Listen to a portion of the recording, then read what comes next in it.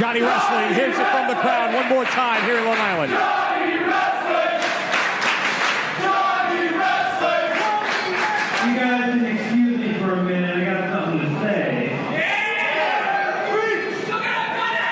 I wrote a blog this week and I said there's a few things I still need to do here at EVOLVE, and there's a few people I still needed to talk to.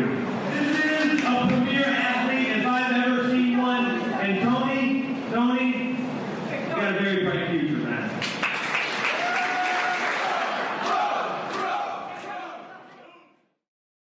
Hello and welcome back to Spot Callers, the wrestling show where we pick out, I'd say, a litany of random, extreme, violent, and weird wrestling shows to watch and review. I am your host, Justin, and I'm here with Cyrus himself, Mr. H Visibility. What's going on? Oh, man. I am alive. Yeah, gladly. For the Ring of Honor episode, I was audibly sick and very much dying. Yeah, forgot all about. People were very concerned about you last episode. That was a month ago. Yeah, but I'm good now. I'm good. I'm alive. I'm breathing. I'm glad, but I thought it was going to be our last show. Yeah.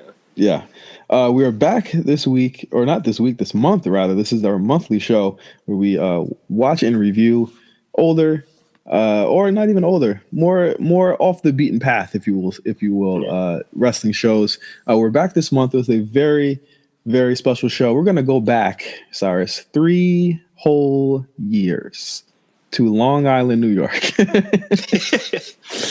We are reviewing Evolve 68 from Long Island.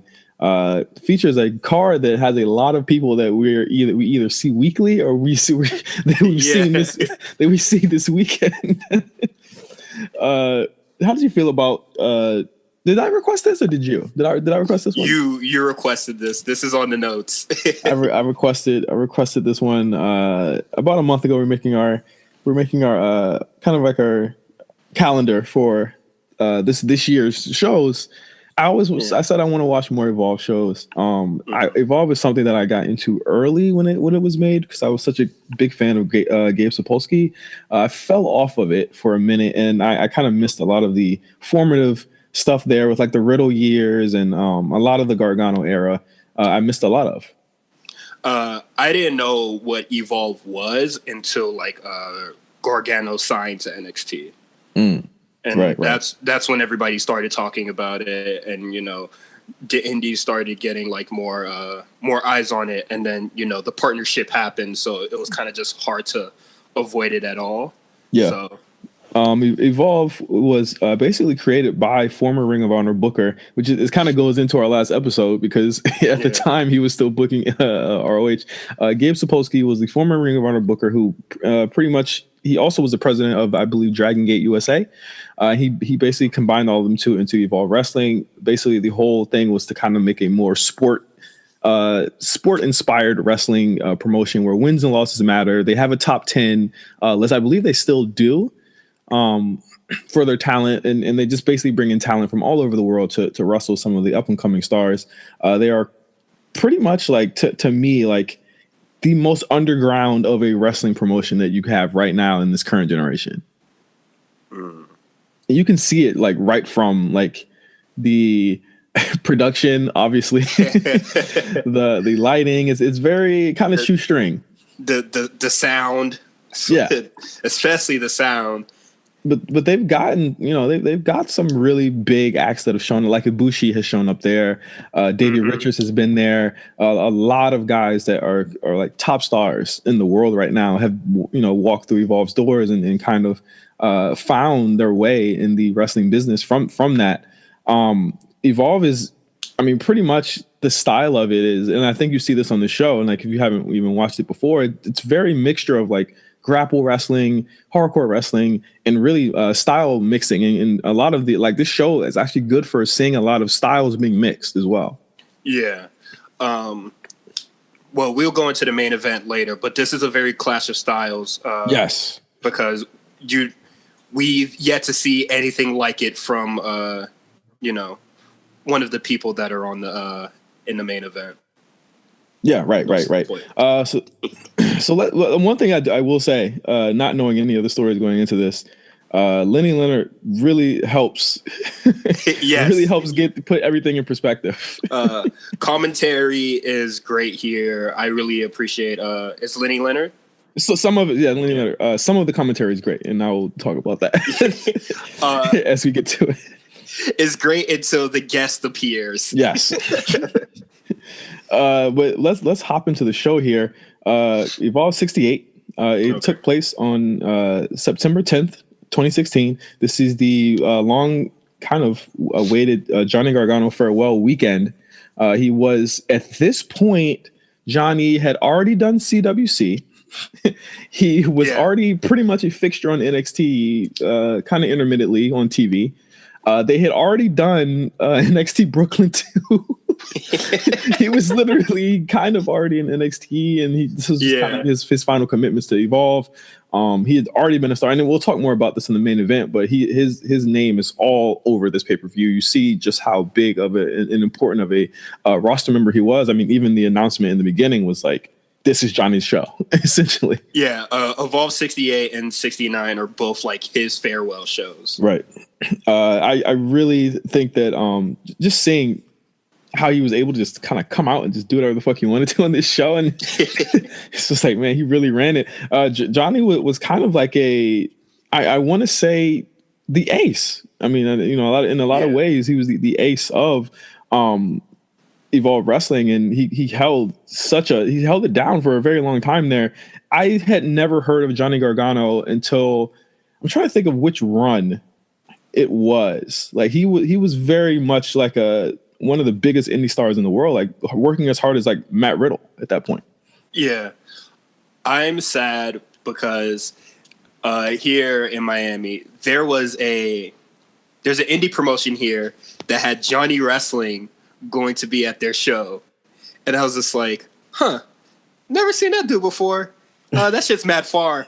Whatever. It didn't go, and I regret that shit so much.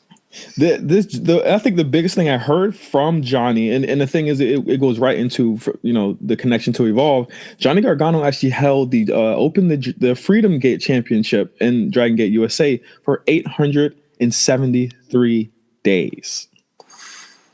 One of the big dog. Yeah, and that was just his first run. The second run was like 132. And he pretty much was the man at WWN at that point. So I mean, he pretty much wrestled everybody. Like 22 defenses, just really killed it. And ironically, the person who beat him for the belt was Ricochet. Oh wow! Ho ho ho! We are currently in the middle as we record this of Royal Rumble weekend, and he just had a match with Ricochet, and we'll see more of that interaction. It starts here. Yeah, throughout the show here. But the first match is Fred Yehi versus Jigsaw. Fred Yehi is a member of Catchpoint, which is the huge, absolutely huge fucking faction. I felt like there was 10 members in it by the end of this show because they all wrestle.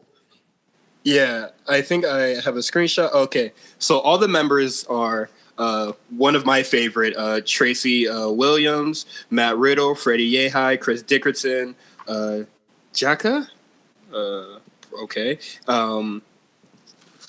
TJ Perkins, and Drew Gulak. Yes. A very prominent stable that just ends in 2018, most likely because all of them are gone. Including Stokely. It's insane. Yeah. Fred Yehi, he needs a win here, according to Lenny, because Drew Gulak, who is taking over for Timothy Thatcher in his absence, has admonished him for having a bit of a losing streak. Jigsaw is a wrestler that I'm very familiar with. He used to be on the old ROH shows. Yeah. Oh, okay. I have no idea who this individual was. I thought he was kind of like a, like evolved made kind of talent, kind of like a young lion in a sense. I was not familiar with him at all, but I really did like his mask, so I was giving him the benefit of the doubt the whole match, and he really impressed me. Yeah, he actually wrestled for Chikara, CZW, I believe. He did a couple of shots there, I think in 2012 2005. Somebody correct me if I'm wrong. 2005 or 6. He also was in Ring of Honor for a while, and that's when I first saw him. He had a bit of a run in Ring of Honor, and he was, of course, on Dragon Gate USA's roster for quite a while. He is, I mean, as you see here, a high flyer, to say the least. Yeah. I thought that this is also like the first kind of style clash of the show, with Fred Yehi, a grounded wrestler, facing off against Jigsaw, who is more of a high flyer here. Yeah, and he has a very savage style. Yes. I saw Freddie Yehi at a MLW event in Miami in December. It was him versus Loki. Yeah. And Loki didn't make him look good at all. So, as he's known to do, and he kind of just like beat the shit out of Freddie Yehi, and I was just like, oh man. That kind of stunk. I've seen a couple of Yehi matches. His character is, I'm not sure if this is a different character. I wasn't a huge fan of the taunts, but it's also very jarring to watch an Evolve show, like at first glance, because you hear the crowd say everything. Yeah. Yes. And you can hear the crowd call him Ashy. Yes. Ashy Freddy. And I was like, wow, I'm going to beat somebody's ass if they was calling me Ashy. Dead ass. He's in big trouble. Very, very good back and forth in this match. I think the whole story of this was Yehi attempting to go for the Koji clutch, which is his finisher, and Jigsaw trying to get out of it and finding different ways to get out of it. It wasn't a very long match. In fact, a lot of... No. This is a very long match. This is the third longest match in the card, and it's an opener. Yeah, it was like, 9? It's like 10 minutes or something? 10 minutes. Yeah.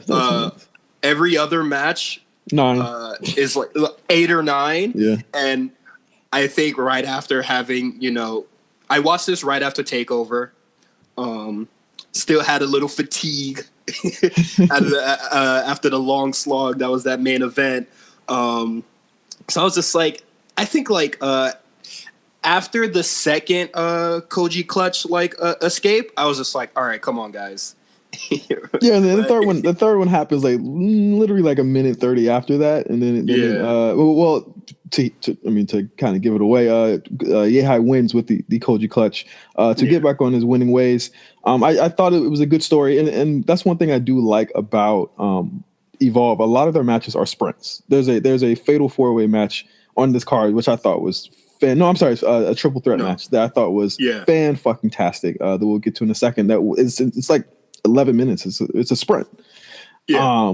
But this was really good. I thought it was okay. I think Yehi is somebody that I want to pay a little bit more attention to, as he actually has some really cool spots.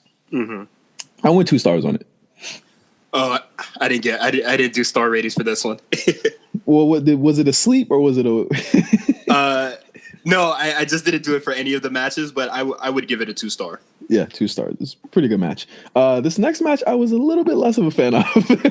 I actually like this match a lot.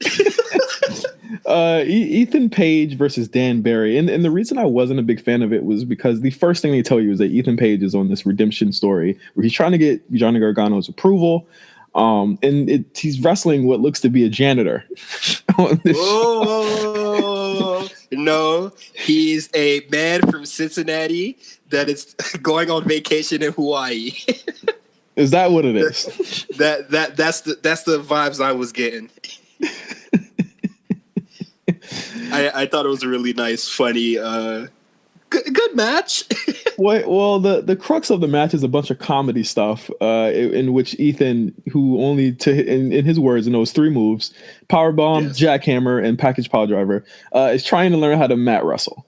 So there is a long stretch in this 8-minute match where he's teaching him how to mat wrestle with a bunch of comedy. Lenny Litter is puzzled, to say the least, what's going down. Hey, I needed that. I needed a good laugh. It is real funny, and turns out that Dan Barry was Ethan Page's trainer. So, okay. So there was an kind of a connection there. Yeah. It's more fun than competitive. So it was really fun in that regard. Yeah, and Ethan Page, another young guy that has been on the Indies for a couple of years here. I want to say over a decade. I'd say he had a run in the Ring of Honor. He is now in Impact Wrestling. Have you seen him in Impact? No, I haven't. Yeah, I didn't know he. Is it he goes by Ego Page on? Yes. Okay. Yeah. Ego. He is. I believe he was in the last Ultimate X match at Homecoming. Which is a pretty solid match. I haven't even finished that card yet, but he's there. He's pretty much like kind of like an X Division guy there. Fire. which is like, he kind of plays to me. He reminds me a lot of Roderick Strong. This is as far as look. Oh, okay. But more of like a body. Well, I mean, obviously, like Roderick isn't like a. Well, Roderick used to be like a body guy in like Raw ROH. Like he was really ripped back in the day. Now he's just like, I'm just gonna be a big like horse tossing you fucking around. But I don't hate Ethan Page. I think he's pretty solid. I think this match was pretty. I was not a fan of the comedy. It was like, pick one gear and go to it. If he's trying to be serious and go after Johnny Gargano and get his handshake from him, then kind of play up to that story. It's very conflicting in that regard, but they do the indie-rific jokes. Yeah. And I've seen a match like that. It was Marty Scurll and Joey Janela at PWG. Mm-hmm. And then, Marty Scurll does like a wrist lock and he's just like, he doesn't know how to get out of it because he's a backyard wrestler. And basically, it's Joey Janela just showing that, he's more than just that, and it was a really good match. So right. I saw parallels in that, and I thought it was okay. It's very abrupt ending. Ethan Page wins with a package power driver, obviously. It was half comedy, half kind of whatever. I could. Yeah. It's probably my least favorite match on the show. I think the opener still has like for it being so long as an opener, I thought it was a little. Yeah. I'd still go 2 on this one too. 2 stars. Yeah. 2 stars. Next match, I laughed loudly. Oh my lord! I laughed loudly when I saw who it was. I didn't look at the card at all, by the way. Okay, thank you. Okay, I had a big surprise for Justin on this card, and you saw it. You knew why. Yeah. No, 2 big surprises for me. Yeah, two big surprises, and I didn't want to ruin it. So I told him, don't look at the card. Just tell me which Evolve show you want to watch. It was going to either be this one or Evolved, I think it was like 40-something. Yeah. Yeah. So. Jesus Christ. This is one of the surprises. So we have TJ Perkins versus Darby Allin. You know what? I'm not even down on this match, okay? I said this. It's a good match. It's a really good match. But the story here, and I will say again, Lenny Leonard does a great job at putting these stories into perspective here, especially for people that have never watched the Evolve show before or have not watched, the current arc that they're on. So Darby Allin, who is now a fixture on the Evolve shows now, he's actually, I think he used to be the champion. I want to say I'll fact check that in a second. He's fighting at this point for an Evolve contract. So, wow. He was trying to get an Evolve contract. This was kind of like his trial. He had 2 chances this weekend. And this was his first chance to get a contract if he beat TJP. Yeah. And this is TJP's last weekend with Evolve. Because if you remember, then when this show was going down, we're 2 weeks before the CWC final, or a week before the CWC finals. Yeah, in which TJP will be facing Ibushi. It's so crazy. Like when you see this, like, okay, well, obviously when we see these people now, we have an opinion of them based off of now. But like, just look at how beloved TJP is on this show. Yeah. Okay. He's below. He was a major star in Evolve and on WWE and in the Indies before he kind of got snatched up by WWE. And a lot of people forget that. On like a lot of people forget that. Like TJP was very, very influential in a lot of ways to that run. I wouldn't say he was like a super top guy at any time, but he was always a good hand here, and you see why in this match. I mean, the main story is that like Darby is desperate, and he's trying to get this contract and trying to end the match as quickly as possible. So in the beginning of the match, he starts hitting dives, like 8 dives to start. Yeah, and there's a big stupid knee spot off the ramp. I was just like, oh my Lord. Darby Allin strikes me as a very reckless guy in there. Yeah. I just fact checked. There's no record of him holding an Evolve title. Okay, none. All right. Yeah. So Darby should still probably try and step his game up and get one then. Well, Darby just faced he just faced Johnny, didn't he? Yeah. No, he faced Fabian Archer. Oh, okay. Yeah. Like he's still there though. He's definitely still there. And Darby is from Seattle, Washington, I believe. I think one of the stories that I heard of him before was that he was a professional skateboarder before becoming a pro wrestler, which is kind of cool, kind of weird little touch there. But I thought all in all, like this match made me like I forgot even through all of his bullshit on Twitter and stuff like that. TJ Perkins is actually pretty good.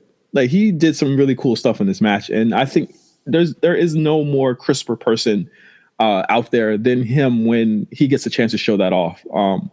And I think you get to see flashes of that in the CWC. I remember a lot of people being very upset that he won the CWC, and I was just like, a lot of these guys didn't sign contracts. That and he was mad nice. He was crisp. He was really good in the CWC. And honestly, Grand Metalik does not strike me as a cruiserweight. I'm sorry. Grand Metalik is like 300 pounds. Yeah, he is at least 230. So they go back and forth. And TJP eventually wins with kind of like a flash, a knee bar. His patented knee bar. It was a great story. I think the main thing is, like I said earlier, Darby was desperate, but he was making mistakes out of his desperation. He was actually, all those dives ended up just tiring him out and making him more susceptible to TJP's leg work. And eventually that's what did him in. How'd you feel about the match? Yeah. I thought it was really good. After the knee spot where Darby Allin hits his knee, he does a running knee to TJP, and TJP moves out the way, and he just collides with the ring post. And he gets back into the ring and tries to do a dive, and I thought, my God, you are insane. Yeah, very fucking crazy. Crazy things. It only made his leg weaker, so TJP could just lock in the knee bar and just finish him off. And we didn't even talk about one of the things. Twitter's favorite, Stokely Hathaway, is there. Yeah. Very low key. One of the worst managers ever. Yeah. Not trying to, not trying to cause a distraction. Not trying to. He was just there with his big goofy glasses on. I really did love the Lenny Leonard's storytelling here, saying that Stephanie that Stokely cut a deal with Stephanie and Mick Foley, who at the time were the GMs on Raw, to put him on Monday Night Raw. It's just so weird how in between these shows, these guys were literally on TV already. Hey man, this is a different WWE where you could do shit like this. Yeah, so it's so fucking crazy. I gave this match 3 stars. I really enjoyed it. TJP was really good here. I'll give it 2 3/4. Nothing crazy, but it's really good. Next match, Tracy Williams versus Dustin, aka Chuck Taylor. Before this match starts, Drew Gallery interrupts. They kind of got a couple spots off. Drew Gallery interrupts and the match is thrown out, which causes Joey Styles to come out and restart the match and make match. This whole 5-minute stretch of promo, I could not hear anything. All right, so this match technically falls into a 38 minutes. 38 seconds. Yeah. Tracy Williams comes out. My guy Dustin comes. In reverse, and then Drew Galloway, this huge motherfucker, comes in with a chair you don't need a chair to do damage, my guy. OD. And then Joey Styles comes out. You know, the audio's awful. Can't hear anything. And I was just like, well, he's saying stuff. Yeah, I think he cut a joke. He cut a joke on Drew. They got a pretty big reaction. I think he said something about making him run laps in some type of suit. Yeah. Couldn't really hear. Sorry. If I'm trying to jabs at his WWE career, I guess. Whatever. Yeah, all of that. Whatever. We'll get to Joey Styles in a few, but that causes the match to be restarted as a no DQ match, which I think probably was a better Extreme Rules. Or Extreme Rules, whatever. Same shit. Extreme Rules match in Long Island at that. Between Tracy Williams and the former Chuck Taylor. I think this is at the point in Chuck Taylor's indie career. He changed his name to Dustin because everybody was leaving the indies, and he was like, everyone's leaving me. And he kind of did his Mick Foley thing. He was just like, nobody loves me. They just want me to hurt myself. And caused him to become a heel. I also love Riddle not coming out to help Tracy. You see kind of the catch point dissolution happen on this show a little bit. Yeah. I thought Galloway and Dustin was a weird team. Absolutely. I like, because, you know, we're all familiar with him and Trent, you know, the best friends. And, you know, I was puzzled. Well, this is the Evolve story. This is the Evolve timeline. Yeah. So it works there. I will say first off, Chuck Taylor doesn't do it for me. And this match did not change it.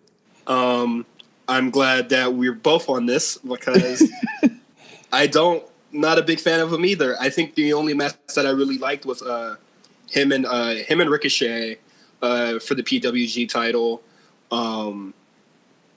And prior to that, his match with Adam Cole and Chuck Taylor basically just bites his dick and then hits him with an awful waffle. And I was just like, okay. Doesn't do it for me, guy. So, but they have some really. I think he works best in these types of matches, even if he doesn't necessarily do it for me.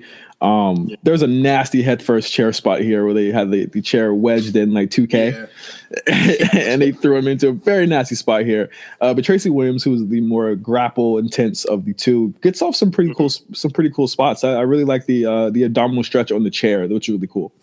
Oh yeah. I like Tracy Williams a lot. I first saw him at GCW's Bloodsport. Mm-hmm. Him versus Eddie Kingston, and no ropes, only no pinfalls, only submissions, whatever. The weird Bloodsport rules that Matt Riddle had.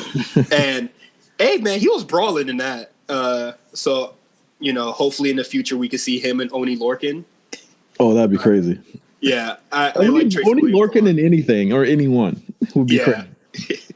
I like Tracy Williams a lot, and this match changed nothing for me. Yes, absolutely. I mean, for as short as this match is, they got a lot of shit off. They did a lot of crazy stuff. Brought a ladder out as well. Did a lot of in the crowd brawling. Very terrifying with the ladder because the ladder almost fell on the crowd. And also, it's a steel ladder. It's a real ladder. Yes, it's not a good ladder. That is the ladder that I have at work. That's the ladder the AT&T guy used to set up my internet. Like, very terrifying. Welcome back to Cyrus. Welcome back to the internet, Cyrus. We're after. Oh yeah.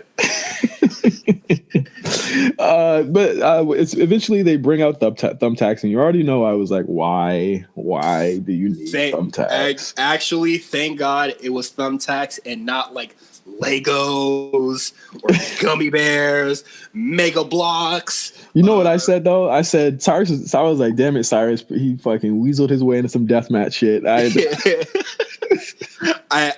didn't know. So, I saw Dustin and I was just like, well, skip over that. So the tacks come out.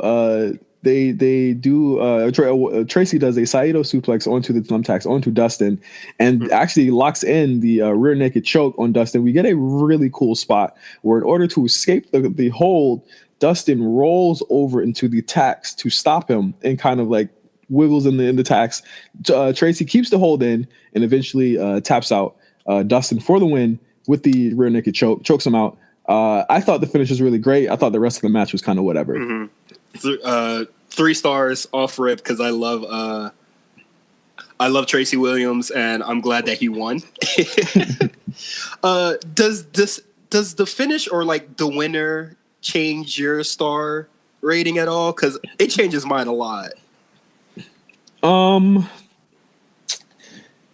It used to, but as I go on and kind of rate these matches, I have to rate them. I have to call a spade sometimes, and for the greater good of certain things, I have to like kind of go along with it. Like there are certain matches that kind of skews my thoughts of that. Like there was the Bianca Belair Shayna Baszler match from TakeOver, where obviously I knew Bianca wasn't going to win this match. But I thought that because the finish was so great, I was willing to forgive the fact that they even booked the shit, and I went ahead and gave it the rating that I gave it. So it was like it ended up working because the match worked. So in the case of something like this, like I'm not a fan of one of the guys. I wasn't super familiar with the other guy. I still like the athleticism. I still like the spots that they pulled off. I just thought that it was missing a gear, if you will. And I think a lot of the matches on the show were missing like a second or third gear. But this one for sure. And surprisingly, this match is shorter than the opening match. And for how good it was. Hey man, that opener not so hot. I thought the opener was pretty solid. So we differ there. Next match is it is indeed a different vibe. Tony Nese, the premier athlete, versus Matt Riddle versus Ricochet. You dig? Big Trev, Lady Killer, bro man. Big Trev, the bro. Lady Killer. And I mean, whichever time, I was trying to think of which Tony Nese was showing up tonight. It looked like athletic. It looked like showstopper Tony Nese.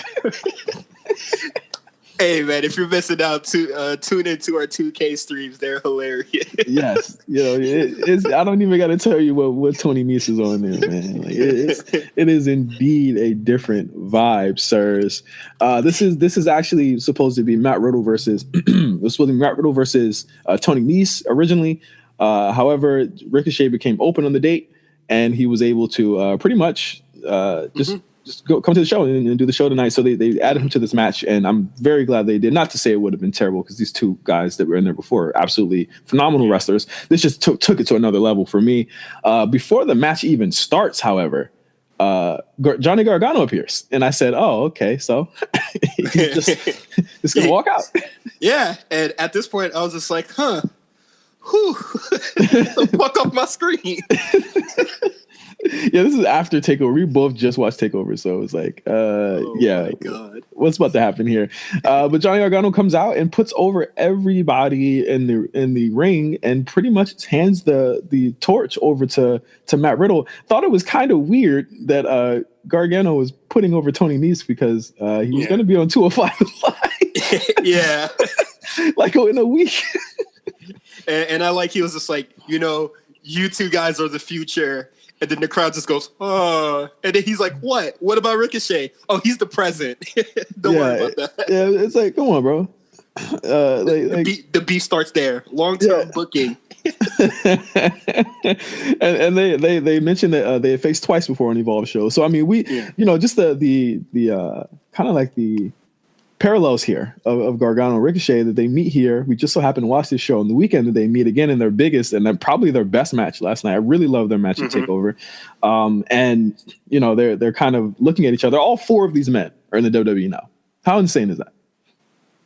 Hey man, Paul know what he doing. Yeah, like, it is so crazy that all these guys are there and literally would be there within weeks, because I think we forgot to mention that this was TJP's final weekend as well, and Evolve. I guess it just wasn't big enough to have his own show. But Gargano comes out, puts everybody over, and they go in. So one thing that almost took me out of the match, there was some capital B bad acting in this. And I don't think Ricochet at that point was doing that very well. He wasn't doing that very well. I thought it was more like a comedy kind of like thing. It was just like, it's a triple threat, so somebody has to get ganged up on. That's just how it works. Yeah. And then it was just like, what? You're gonna hit me? Come on, let's beat up him. And it was just like, all right, come on, guys. But I mean, other than that, very, very crisp match. I thought it was really awesome. They had some really crisp tandem offense as well. This was the point of the show where I started noticing that the actual building was very hot. They kept mentioning it, but I didn't see it at first but then like you look at this match within 2, I want to say minutes, they are sweating buckets in there. Yeah, I noticed it when Zack Sabre Jr. comes out with his leather jacket and he's just like flapping it because it's so damn hot. Yeah, and I was just like, why was it still hot? It was September. the building ain't got no AC, man. That's wild. They're literally in the Raccoon City Police Department. Literally, I thought again. Just of all, just critique of all three men. Tony Nese, once again, really, really crisp. And I at risk of overusing that word, there's no missed movements with this guy. I think for someone of his size and stature, he really is like very, very nimble and like the dives he was doing were fucking crazy in this match. Yeah, he's really good. He steals a win. Yeah, he managed to steal the win. With the nothing new to me. Nothing new. Yeah, exactly. But I mean, let's speak on Matt Riddle a little bit. Matt Riddle is only 2 years. He's only 2 years into his pro wrestling tenure at this point. Yeah. The other show the other Evolve show that we were gonna go over, it was Matt Riddle's debut in Evolve, and I think on that same day we both just we just like, all right, which like Evolve show you want to do? And I just finished hearing him on the ENT pod, and he was talking about his Evolve debut, and then you text me, and I was just like, oh, damn, like, it's going to be hard to figure out which show to do. But, we chose this one. Yeah. Johnny Gargano is this... It's just a bigger move. I think this is a great show to show. I mean, not only just Johnny Gargano's impact. Johnny Gargano, a guy who literally can have a match of the year in his sleep. To have such an impact, and we start the year off with this show. But Riddle, for him to only be 2 years in, I'm just noticing just the little stuff that he gets or he got at that point. Like he just really gets it, and for him to be in a match with a guy like Ricochet, who one of the greatest athletes ever in pro wrestling, and be able to keep up with him was really, really good. I thought he was very solid in this match, and to be in there with two, consummate professionals, he really looked great. Yeah, and this is like Riddle. He really does start to get it around this time because he sticks more to his MMA kind of style, like a very striker base. He doesn't go for dives or all the indie shit, the indie-rific shit that he was doing prior to like coming to this point. Yeah. So yeah, Tony Nese wins with a 450. I thought this was the best thing on the show. Of course. At this point, I gave it 4 stars. Really liked it a lot. After Riddle takes the pinfall, obviously you can't have Ricochet, who at this point was still on Lucha Underground. You can't have him be pinned on an Evolve show. So he rolled out the way, and he took the pin there. So Galloway comes out and tries to recruit Matt Riddle, which leads into Drew Gulak versus Drew McIntyre. There was a stare down between Gulak and Riddle. I'm guessing that would be paid off in a couple of weeks or months down the road on Evolve. I do not know. This is their first singles match, Gulak and McIntyre. That is very plotting. We mentioned the mix of styles. I don't think these styles congealed enough. Like I have Submission God versus big ass motherfucker, and I don't think that worked. Both good, but not to take away from any of these guys. Both very great wrestlers. I don't think it worked for me style wise. I think that it maybe it was the way it felt like, and this is the both main events were guilty of this, trying to be really, really epic matches, and to me not really hitting the mark.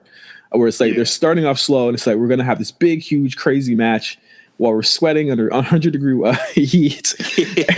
And I just thought I don't feel like the style was really matched to me. I thought Drew's submission style really brought down Drew's Gulak's submission style kind of wore down McIntyre's more explosive style here. Yeah, really hunkering them down and just like just pitting, like, if Galloway can't show like how quick and powerful he is in a match, I don't think it really like works out for him. Right. It doesn't make him look good. So it was. This is a weird style clash in this match here. It gets violent. Yeah, but very violent. It does get weird. So I mean, I'm not much to note here for me. I didn't have much here. It was a lot of holds, a lot of wrestling, a lot of selling of McIntyre's ribs. Yeah, and Gulak trying to take advantage of that.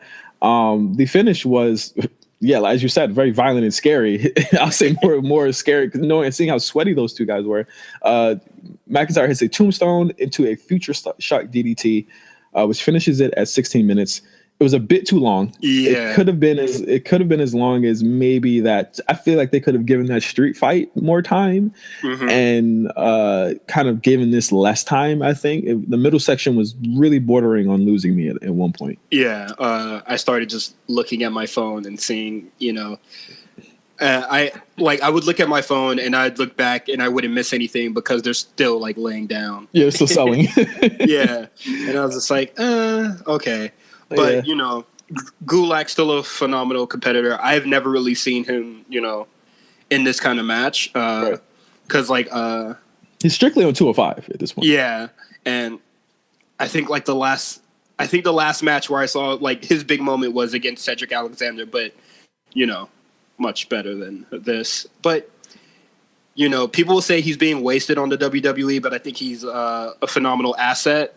As we see on the Sasha Banks mini doc.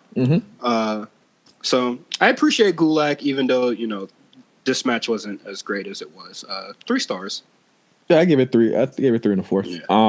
I again, like you said, Drew is a very good asset on WWE. I think he's fine where he is right now. I think he probably really likes it there. Not to speak for the guy, but I mean, this is a guy who at that point he had no character, and then this was one of the most beloved characters on 205 Live at one point. And I love his gimmick. He has a really great gimmick. Main event time. Battle of the Aces. Battle of the Aces. Very nice MS Paint. I know, it looked nice. Okay. Johnny Gargano versus Zack Sabre Jr. Joey Styles is out to join Lenny Leonard on commentary and is terrible. Yeah. It just goes into one ear, out the other. Were you familiar with Joey Styles before the show, or did you know? With his work? I'm familiar with Joey Styles. So. Okay. He was trying to use the ECW style of commentary in a very kind of isolated, and it's not that general. It kind of, when he was doing the joke about his wife and all that stuff, I was like, yeah, we're in a different generation. That doesn't even land anymore. Like if it was like 96, 97, that would have landed for me, especially. But not this 2016, even 2016, it probably wouldn't have landed. He was bad. And remember, if you remember correctly, Joey Styles had been fired from WWE a couple of years before this. Yeah, and honestly, because I watched the One Night Stand ECW pay-per-view, he is very awful in that. And I think one of the most jarring things he says is that, something about Mike Awesome, dying or, killing himself, and then, he actually... I was just like, maybe he's not the best man to have on commentary ever again. Well, that was before wasn't that before he died? That One Night Stand? Wasn't he on that One Night Stand? Yeah, he was on that One Night Stand. He says that, and then he eventually did it. Yeah, I mean, you but Cyrus, you have the advantage of hindsight at this point. I think a lot of Joey Styles was emotion. And he was also a really great play-by-play guy. I mean, he could call holds like the best of them. And I think what we saw in this performance here was that he had deteriorated a little bit, and he wasn't as good as he was. And I think he probably agreed, because I think Joey Styles' run on Raw a couple 10 years, 15 years or so back, was phenomenal. I thought he was really, really great on Raw at one point, and a really great asset to the commentary team. And I'd say his run in WWE was probably some of his best stuff. But here, not so much. A little more about the background. They brought up, again, this is hilarious to me as well. They brought up Johnny's knee injury. And if you remember correctly, back at this point, Johnny had injured his knee at the CWC. Yeah. Sold that all the way through. And remember, CWC was taped. So he sold that on indie. He sold that on indie events. Sold it all the way to NXT TakeOver Brooklyn 2, where they lost that match because of his knee injury. And in this match, the Battle of the Aces, which happened a month later, he is still nursing the same knee injury. Bravo. Johnny Gargano, the GOAT. Bravo.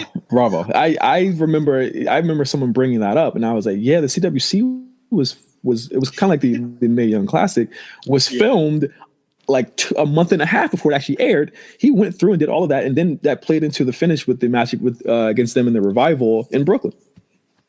Yeah. Paul pulled him aside. You're selling that everywhere. Yeah, you have to. But no questions. And again, like, you know, we might not like where the character went, but it was little flourishes like this that made us love him. And, you know, going back to that point and going back to even the first Johnny Gargano champion match at the CWC, you remember that, and it's like, holy shit, like that was a moment. You know, that was really a cool moment. And this is just the beginning of these moments, and this is really the beginning of his run, where it will, you know, lead him to become, you know, where he's now the North American champion. Spoilers in NXT. A lot of grapple fuck in this match. This is shades of Zack Sabre Jr. and Sonata at the G1 last year. Yeah, where just wasting all the reverses. Yes, all the reversals, just wasting all. I think Mark would be proud of all the reversals wasted here.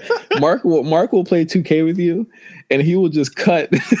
He will just burn through his reversals and I'll fight through them, and then complain. Next. A lot of grapple here. This match is 25 minutes long. So, and a lot of it is this. I really love but one thing I will say, the beauty of Zack Sabre Jr. style is just great. I really like to see what he will pull off, and I always feel like he pulls off something new in every single match. The story of this match is Johnny trying to pretty much match him move for move here and see if he can out Zack Sabre Jr. Impossible. Zack Sabre Jr. literally like greatest of all time submission specialist. I'm very high on Zack Sabre Jr. So seeing Gargano try to play his game was probably one of the biggest mistakes ever. I will say there were a couple things other than the fucking length of this match. I thought this match was way too long. Johnny's not, or at this point was not, or it was way worse at this point. He was trying the acting thing out here. So they did that weird sit cross-legged slap thing. I literally was like, I didn't like it at all. Like the slap match, the slap battle, whatever that shit was, I was like, man, turn that shit down. I do not like that shit. I thought that it kind of took away from the match also because it was like they kind of inch closer to each other, got next to each other, and then they're talking and you can't hear what they're saying. Then they slap each other. And it was like this really weird spot that I thought really kind of made the match a lot more disjointed, and when they could have just kind of kept it to what it was.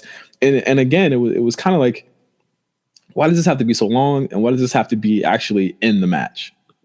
I think the thriller dance that Gargano does was a little better than the slap exchange that virtually resulted in nothing, honestly. Yeah, pretty much. I don't know. There was a lot of things that like took me out of this. Not gonna lie, a lot of things took me out of this match. It felt a little bit too long. It felt like they were like just. I don't know. Yeah. What did you think about the match? Well, actually, let's get to the finish. Zack Sabre Jr. does win the match by submission. Obviously, Johnny goes out on his back. Does Zack Sabre Jr. win any other way? No, not at all. I just thought it was too long. It was too self-aware in that they were trying to go for a really long, epic match when 15 minutes would have been fine. And this seems to be Johnny's problem now, where he can't just do 10, 15 minutes and just have it be that. Yeah. Especially when like these two guys are both trying to submit each other. It is just like, we already know that Zack Sabre Jr. is the best at it. So come here with a different style, because this is before Zack Sabre Jr. Signed. I think this is before he signed to. Yeah, it's New way Japan, before. right? It's way before. Yeah, I think this might be before he even joins Suzuki Gun. Yeah, he's still a face. So he doesn't get the brawler, stat yet. he doesn't like go for more PKs. He doesn't go for a lot of European uppercuts in this match. Nothing. It's just all submissions, and he doesn't come at Johnny at all. Mm-hmm. But that's his style. Like, he'll you come at him and he'll trap you in. But Johnny, also playing very defensive, did not help in that regard at all. But it was an okay match. It goes 23 minutes, and I think it goes just too long. Yeah, it's just way too long. I give it 3 1/4. I thought, honestly, of this whole thing, I was like, for a big long epic, I would have loved to see Johnny Riddle, but I get why they did this. Zack was just as influential as Johnny was on WWE and Evolve as a whole. But again, I mean, not a bad match. Just again, it really could have helped with some trimming. And I watch this match and I see how Johnny Gargano matches go now, where it's like, look at his main events on TakeOver. It's 30 minutes, 40 minutes, 40 minutes. And now this Ricochet match is about 25 minutes. Yeah, main events. Jesus Christ. Man, right. Those things go long. And right. I was there for the first one at Philly. No, it was NOLA. Yeah, NOLA. Boy, that match went long. And the people I went with were just like, so when does it end? Yeah, it just went on and on and on. And yeah. It's funny to see his long main event trope kind of rear its head again on the main roster, and he's allowed to do that. But I mean, if he gets to the main roster, I mean, this is not going to be possible. You just can't do that. You can't do it anymore. But yeah, so after the show or after the match, Zack cuts a promo, and Ricochet comes out, puts over Johnny and Evolve. Mm-hmm. I mean, I thought this was a good show. What did you think? Well, as far as the promo, I couldn't hear most of it, so I was just like, I can't. So I turned it off. It was a bunch of putovers, but putting a lot of people over. And we already seen that earlier in the show. So, and they were putting him over all over on commentary. So it was whatever to me. It's cool to see how these dudes grow as performers. Yeah. So when they come back together, I can't wait to see how the match goes. If Johnny Gargano goes back to Evolve, which he eventually does, but they do another Battle of the Aces. But Zack Sabre Jr. in this matchup is 2-0 now. Yes. So Johnny going to have to come back much stronger. And he might, since, spoilers, he's North American champion. So yeah, absolutely. I don't think he's losing to Zack Sabre Jr., baby. No, not at all. Again, thought it was a good show. I mean, this show kind of served as a goodbye to a lot of the talent that would be in the WWE literally a week later, much less a year later, or in Matt Riddle's case, 2 years later. It was really cool to see that much of the nucleus of 205 Live and NXT in action, and how these guys are literally like, we're looking at the future of what we're going to be seeing on these TV shows within the next 6 to 8 months, year, whatever.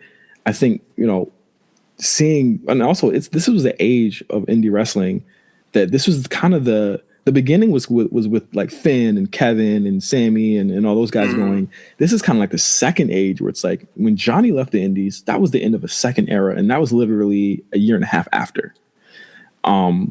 It's just really wild to see how quickly everything changed in the landscape of professional wrestling, and how this show kind of shows it now, because it's like Riddle was the next guy up, and this was only 2016, and a year and a half later he's already gone, and he would tear through 2017 and one of the best runs ever for any wrestler, and now he's there now.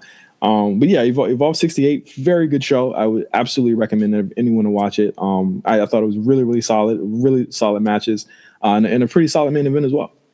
Yeah. really good show. It's only $10 on WWE and Live, so if you want to watch it, it's good. So check it out. Absolutely. And that wraps up this episode. Next episode, however, for Valentine's Day, we're gonna show some love to the ladies. We're doing the Stardom 3rd anniversary show from Korakuen Hall in Japan. Yep. Can't wait. And some of the matches you can expect on that is Kimura Monster Gun versus Miho Wakizawa and Nene Takahashi. You also have Kairi Hojo, the now Kairi Sane, on WWE against Act Yasukawa. And the main event, Io Shirai versus Natsuki Tayo, in what I have heard is an absolute classic. Yes, it is. It is a very good match. So I look forward to watching that, and I look forward to talking about it with my homeboy Cyrus next week. Or not next week. Wow, next month. Next week? Killing myself here. Cyrus, is there anything else you want to talk about before we close off the show? Thanks for everybody that's been very supportive of the show. Everybody else concerned for my well-being. But I'm back. We have the whole calendar laid out for everybody. So, in the next episode, we'll probably let you know what we have coming up in the next 2 months. But get ready. Absolutely. So if you can, make sure you track down the Stardom 3rd anniversary show, if possible, so you can watch along with us when we do our review next month. And until next time, check us out everywhere the podcasts are heard. You can check us out and follow us at RNC Radio Live. We just put out a new episode of Late Fees with M. Night Shyamalan that just came out. We also have the A Show, obviously, that airs every week. We have RSPN with Mark and Jeff. We also have new podcasts that are coming down the pipeline. We have Pat Kafifi's podcast, The Cable Box, and we also have the return of The Perfect Play with Huey in February. So be on the lookout for that. And we also have Mills' 2 Belts, which is ending in just 1 month. That's crazy. Also, another thing that Mills is a part of, The Lookout. Absolutely. Where they talk about the new Broly movie. So make sure you check it out so you can give it a listen. Yeah, absolutely. And then that's pretty much everything on RNC Radio Live. Also check out our playlist on Spotify and Apple Music. As always, we have the newest and latest and greatest music on there. But until next time, for Spot Callers, I'm Justin, for Cyrus, signing off. See you later.